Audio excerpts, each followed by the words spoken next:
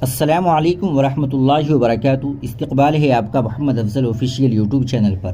ناظرین کرام، مسلم لڑکیوں میں بڑھتی ارتداد کی آندھی کو کیسے روکا جائے؟ مولانا حذیفہ وستانوی حفظہ اللہ۔ لڑکیوں میں پھیلتے ارتداد کی وجوہات۔ بندے نے پچھلے 4 ماہ میں تقریباً ملک کے تمام صوبوں کا دورہ کیا۔ صورتحال بڑی تشویشناک ہے، خاص طور پر مسلم لڑکیوں کے ارتداد کے حوالے سے۔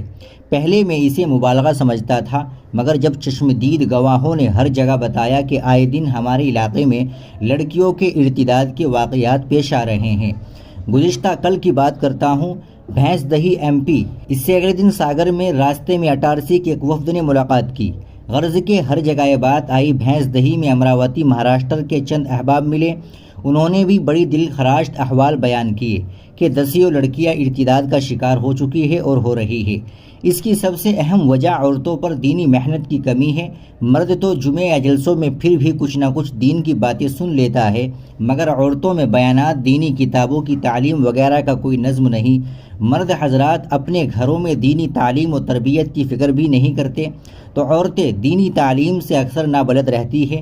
اسے نہ اسلام کی حقانیت کا پتہ، نہ ایمان کی اہمیت معلوم۔ دوسری جانب بے پردگی اور موبائل کی کثرت کی وجہ سے ہندو نوجوانوں باقاعدہ پلاننگ سے کام کر کے مسلمان لڑکیوں سے دوستی یاری کر کے عشق و محبت کے جال میں پھنساتے ہیں، انہیں لالچوں میں الجھاتے ہیں۔ بس پھر کیا ہے، ہماری لڑکیاں نہ سمجھی میں چلی جاتی ہے، نہ دنیا بنتی ہے، نہ آخرت باقی رہتی ہے، دونوں جہاں کی نعمتوں سے محروم ہو جاتی ہے۔ ایک اہم اور بڑا سبب مسلمانوں کا اپنے تعلیمی اداروں کی کمی بھی ہے، جس کی وجہ سے لڑکیاں عصری تعلیم حاصل کرنے کے لیے غیروں کے اداروں میں جاتی ہے، اور وہاں ماحول ہی انہیں مشرکانہ ملحدانہ میسر آتا ہے۔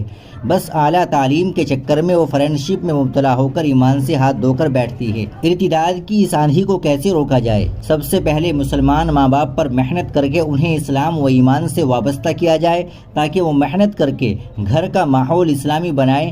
ہر مسجد کے امام کے پاس اپنے محلے کی تمام معلومات ہونی چاہیے کہ مسجد کے اطراف میں کتنے مسلمانوں کے گھر ہیں، مرد کتنے ہیں، عورتیں کتنی ہیں، بچے کتنے ہیں، کون قرآن پڑھنا جانتا ہے اور کون نہیں جانتا، کس نے کتنی دینی تعلیم حاصل کی ہے، بچے دینی تعلیم حاصل کر رہے ہیں یا نہیں، جو بچے عصری تعلیم حاصل کر رہے ہیں ان کی دینی حالت کیسی ہے، اور پھر ہر طبقے کو دین کی بنیادی تعلیم مؤثر انداز میں دینے کے پروگرام بنائے، ان کے ساتھ اچھے تعلقات رکھے، ان کے یہاں خوشی و غمی کے موقع پر شرکت کرے، ان پر نظر رکھے کہ وہ کس قسم کے لوگوں کے ساتھ تعلقات رکھتے ہیں۔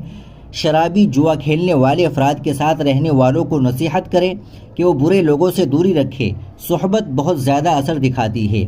عورتوں میں ہر ہفتہ بیان یا تعلیم کا نظام بنائیں، ضرورت محسوس ہو تو 2 بار بھی کر سکتے ہیں۔ اگر دینی بنیادی تعلیمات سے عورتیں نابلد ہو تو عقائد، احکام اور عورتوں کے ضروری مسائل سکھانے کا انتظام کرے۔ ہمارے والد محترم نے بچیوں میں دینی تعلیم کے لیے مومنہ کورس مرتب کروایا ہے۔ 3 سال میں بچیاں دین کی بنیادی تعلیمات سے واقف ہو جاتی ہے۔ الحمدللہ جامعہ عقل قوا ایسے 35 ادارے ملک بھر میں چلا رہا ہے، جن میں 10,000 بچیاں اس وقت زیر تعلیم ہے۔ یہ بچیاں صالح مائیں بنتی ہے۔ اس طرح کے ادارے بکثرت بنانے چاہیے۔ جہاں مکاتب کمزور ہوتے ہیں یا دیہاتوں میں علماء نہیں ٹک پاتے، وہاں یہ بچیاں بچوں اور عورتوں کو دین بھی سکھاتی ہے۔ مسلمانوں کو اپنے عصری تعلیمی ادارے قائم کرنے چاہیے، خاص طور پر گرلز اسکولوں کا جال بچھانا چاہیے۔ دیندار اسٹاف اس میں تدریس کے لیے رکھنا چاہیے۔ اپنے بچوں کو غیروں کے اسکول میں بھیجنے سے ہر ممکن اجتناب کرنا چاہیے۔ خاص طور پر اگر معلوم ہو کہ ہمارے بچوں سے شرکی افعال کروائے جاتے ہیں تو بالکل ایسے اسکولوں میں نہیں بھیجنا چاہیے، تاکہ ان کا ایمان جو سب سے قیمتی سرمایہ ہے ہاتھ سے نہ جائے۔ 1989 میں عارف باللہ سید قاری صدیق احمد باندوی نور اللہ مرقدہ نے ہمارے والد سے کہا کہ بھائی عصری تعلیم دینی ماحول میں تحریک شروع کرو۔ اس لیے ایک صاحب نے مجھے بتایا کہ ان کی لڑکی مرتد ہو گئی۔ پوچھا کیسے، تو بتایا کہ غیروں کے کالج میں عصری تعلیم حاصل کرتی تھی۔